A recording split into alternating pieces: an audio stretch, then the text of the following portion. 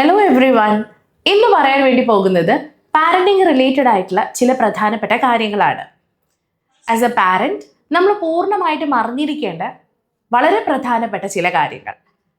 കുട്ടി ജനിച്ചത് മുതൽ ഏകദേശം 5 വയസ്സ് വരെയുള്ള കാലഘട്ടത്തിൽ നമ്മൾ അവർക്ക് നൽകാവുന്ന അത്രയും ലെവലിൽ ലാളനയും പരിഗണനയും നൽകി അവരുടെ ഒപ്പം ഉണ്ടായിരിക്കണം. പക്ഷേ 5 വയസ്സ് മുതൽ 15 വയസ്സ് വരെയുള്ള കാലഘട്ടം എന്ന് പറയുന്നത് അവരുടെ ലൈഫിൽ ഭയങ്കര ക്രൂഷ്യൽ ആയിട്ടുള്ള ഒരു സ്റ്റേജാണ്. ഈ സ്റ്റേജിലായിരിക്കണം നമ്മൾ കുട്ടികളിൽ ഡിസിപ്ലിൻ വളർത്തിയെടുക്കേണ്ടത് ഈ ഒരു കാലഘട്ടത്തിലാണ്. അതിൽ നമ്മുടെ റോൾ എന്ന് പറയുന്നത് വളരെ വലുതാണ്.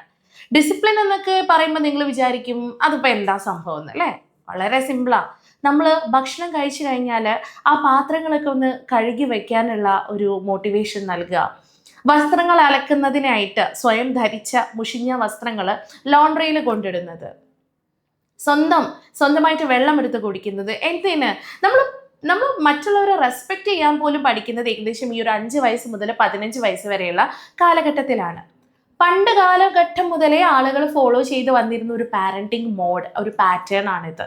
ഈ ഒരു ടൈമിൽ നമ്മൾ കുട്ടികളുടെ മുകളിൽ ഒരു ഡോമിനേഷൻ ഒന്നുമല്ല കൊണ്ടുവരേണ്ടത്, മറിച്ച് നമ്മൾ ചിന്തിക്കേണ്ട ഒരു കാര്യമെന്ന് പറഞ്ഞാൽ അവർക്ക് എങ്ങനെ ഡിസിപ്ലിൻ ഡെവലപ്പ് ചെയ്യാൻ വേണ്ടി പറ്റും, ആ ഡിസിപ്ലിൻ ഡെവലപ്പ് ചെയ്യാനുള്ള ഒരു അവസ്ഥയിലേക്ക് അവരെ എത്തിക്കുക എന്നതാണ് മെയിൻ പോയിന്റ്.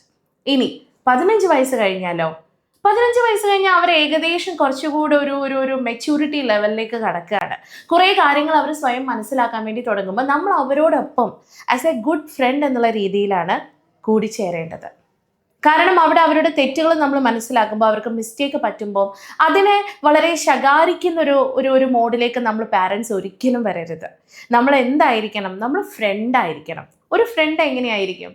ഒരു ഫ്രണ്ട് മറ്റൊരു ഫ്രണ്ടിൻ്റെ പ്രശ്നങ്ങളും കാര്യങ്ങളും ഒക്കെ കേട്ട് മനസ്സിലാക്കി അവരോടൊപ്പം നിന്ന് അവർക്ക് ആവശ്യമായിട്ടുള്ള സൊല്യൂഷൻസ്, പരിഹാരങ്ങൾ ഒക്കെ നൽകുന്നത് ഈ ഫ്രണ്ടാണ്, അല്ലേ?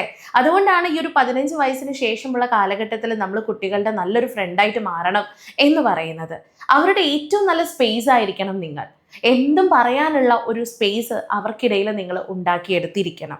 എങ്കിൽ മാത്രമേ നമുക്ക് കുട്ടികളെ യഥാർത്ഥത്തിൽ മനസ്സിലാക്കാൻ പറ്റുകയുള്ളൂ. അവിടെ ഒരു പാരന്റ് എന്നതിലുപരി നിങ്ങൾ എന്താണ്?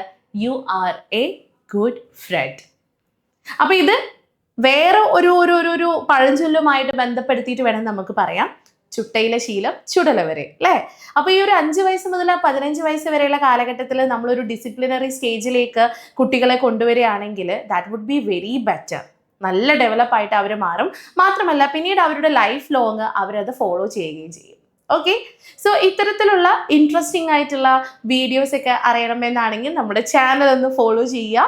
And you can contact us also. Number താഴെ കൊടുക്കുന്നുണ്ട്. So thank you so much.